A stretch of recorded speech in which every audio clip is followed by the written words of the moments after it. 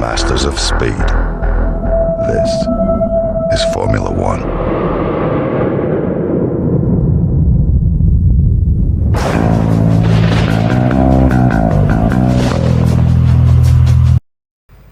Yo guys, welcome back. It's Silverstone. It's another set of video. Let's go. So, 5 red lights coming up. 5 red lights are out. Let's go. So, as you can see, there is no line. That's something else that I'm trying to learn, as well as doing these set of videos. Trying to get myself better. Trying to give a better showing of what this setup can actually do.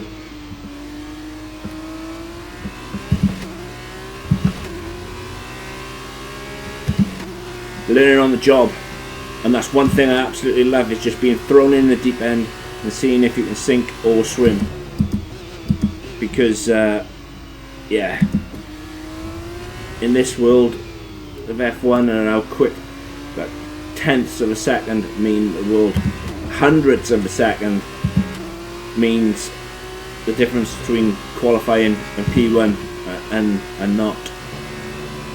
And I really, as I said many times, really love learning, really love understanding the technical side of it.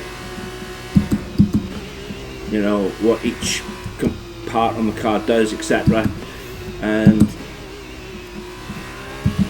just need to make sure that I can just become faster, get rid of the line,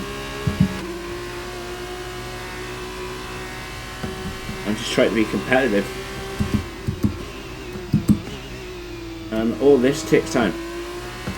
So, like you guys, I am learning on the job. Take nothing away though, the setup is absolutely fine. The setup is crap, to be fair. There's nothing wrong with the setup, because I know if I turned the line on, that wouldn't have been a 145, that would have been a 143 opening lap. So it's just that, as I said, I'm learning.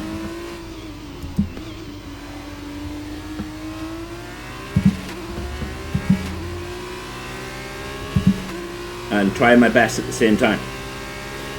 But as always, you know, the setup is at the end. Any questions, I'm always here and ready to answer anybody's questions, issues. Even if the setup doesn't work well for you, let me know, and I'll definitely relook at it, see if I can't get the setup actually working for you properly. If you don't ask a question, I don't know if it's broken or whatnot, so just let me know. You know, and I say it all the time, make sure that you're not afraid to check and tweak parts of the setup, because the more you tweak the setup for your driving style, the actually better the setup becomes.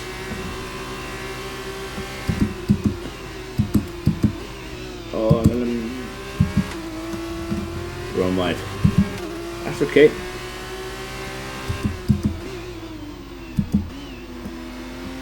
That's the only place where I run wide today. We'll be all good. Really helps to know the circuit as well. Just did a 43.8, and obviously them lot are doing, what was it, 43.4s. Remember as well, they also have the slipstream and whatever else.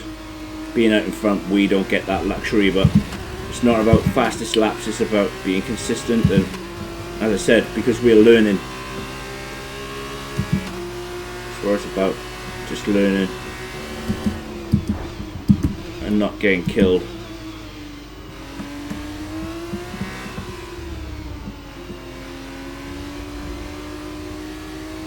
It's taking this time. To be fair, that was on me. I absolutely battered him then. But yeah, it is taking time to get to learn the braking points, especially, you know, if you're used to racing the F1 cars, no line, braking distances change for F2 because obviously that this would completely be flat out in an F1 car, but because of the lack of aero and the amount of understeer you get in these cars, you have to brake a lot earlier and you have to be a lot slower going into corners. But that's okay, as I said, it's a learning curve that I'm happy to try and learn, try and get done. And yeah, just looking forward to the challenge of getting back to being competitive with no line. Because obviously the longer you do stuff, it's muscle memory, it just becomes second nature. But yeah, I hope the setup really works, and like I said, ask questions, because I am really enjoying. I know it might not look on my face because this is a face of pure concentration, but I don't want to screw this up. But yeah, I am having a lot of fun tweaking the setups, you know, testing them, and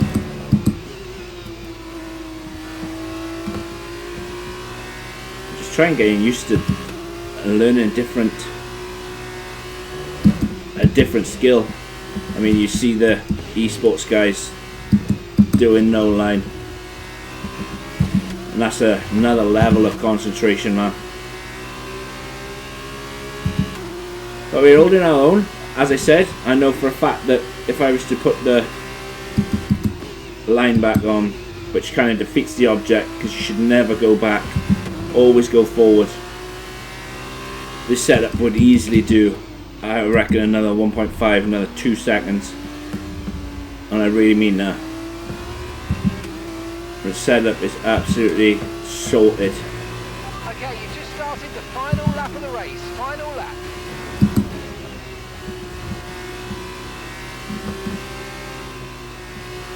But yeah,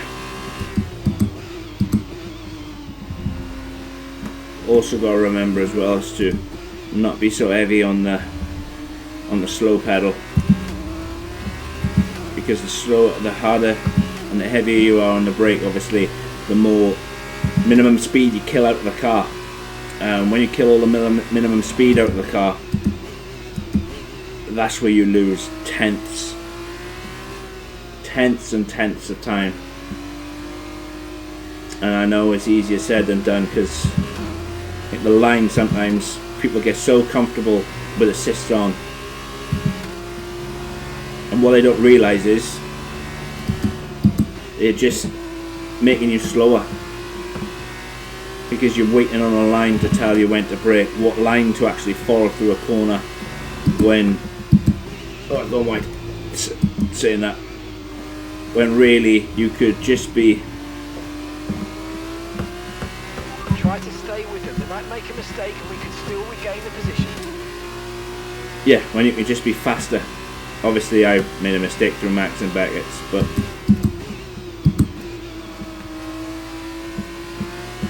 might be able to dive by him.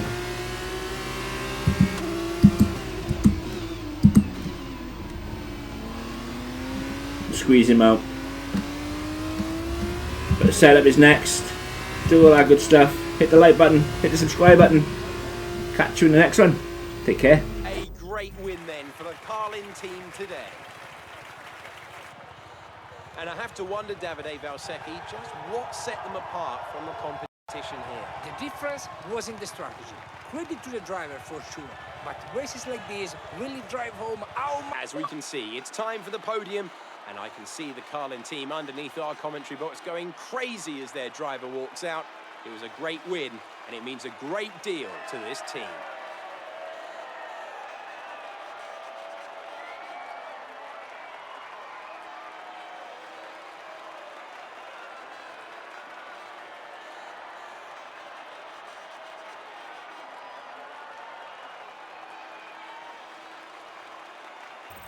And so, driver of the day then, Davide Valsecchi, who do you think you'd go for? I'll probably go for Enzo Fittipaldi. The team did a good job with the strategy to put him in the pack, and he was good enough to take the opportunities.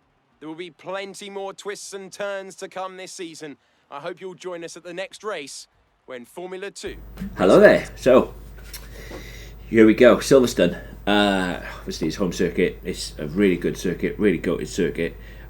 Really enjoy racing there.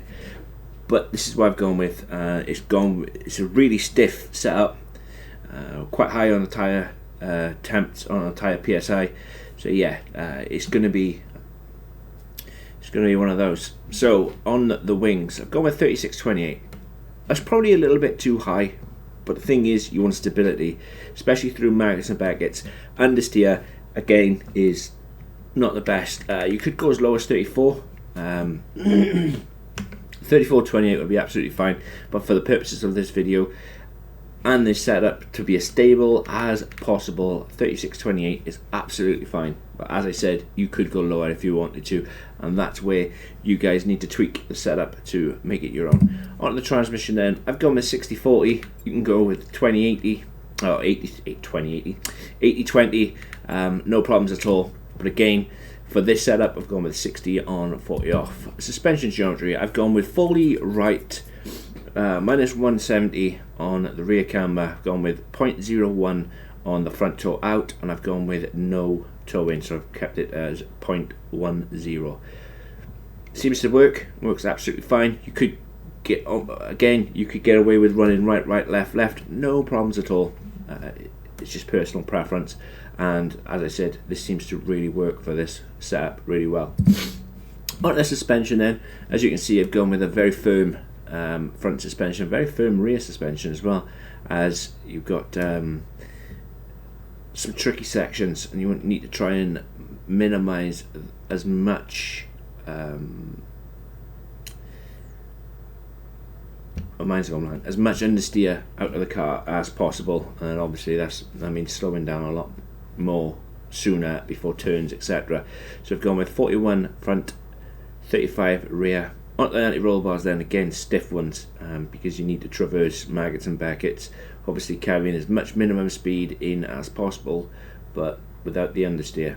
So yeah, I've gone with 16 on the front anti-roll bar, I've gone with 13 on the rear anti-roll bar. Seems to work really well. Could go lower if you wanted to, no problem at all. Onto the front ride out then, going with 34 on the front. You could go down as low as 33. There aren't very many curbs, not many that I can think of at all. Maybe a little rise in the chicane section at the end of sector 3 just before the pit straight.